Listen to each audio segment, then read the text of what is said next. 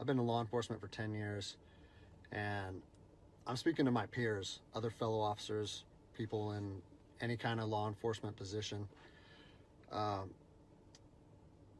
I've seen officers nationwide enforcing tyrannical orders against the people, and I'm hoping it's the minority of officers, but I'm not sure anymore, because every time I turn on the television, every time I look to the internet, I'm seeing people arrested or cited for going to church, for traveling on the roadways, for going surfing, opening their businesses, going to the park with their families, or doing nails out of their own house, using their own house as a place of business, and having undercover agents go there and arrest them and charge them with what?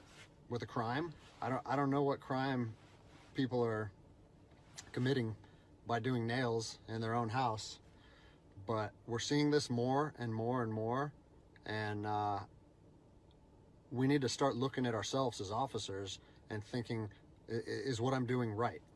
Now, I want to remind you that regardless of where you stand on the coronavirus, we don't have the authority to do those things to people just because a mayor or a governor tells you otherwise. Hey, what's up, guys? So I just kind of wanted to take a couple minutes, get everybody caught up to speed on what's going on in my life. I've been getting a lot of questions, and figured I'd just make a second video and answer some of the things that I've been receiving. I first wanted to say I'm humbled by the response that my video got.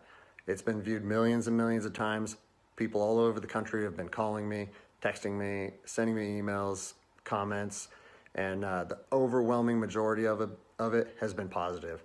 And so I think that's pretty cool, because my whole thought process on making that video was trying to bridge the gap between law enforcement and the public. And I've seen both sides with open arms willing to embrace that. And I think that's a step in the right direction. So that's pretty cool. One thing that I've seen come up over and over in the comments, and I've been in email sent to me, is, are you gonna get in trouble? What happened to you? Or is there any discipline any discipline taking place? And so I figured I'd take a chance and give you a little synopsis of the last 3 days of my life after posting that video. So I posted the video on Tuesday, was it May 5th? And it took it took a day or two before it really started getting a lot of traction. But the next morning when I woke up on the 6th, I think it was only at a few thousand views. And I had received a message from my command saying, wow, Greg, what a powerful message. We agree with that 100%, well done. And that was actually a relief for me, because I was like, great, I know that it's risky putting something out like that, but I felt like it was so grounded in integrity and liberty that no one would have an issue with it. So that was a relief.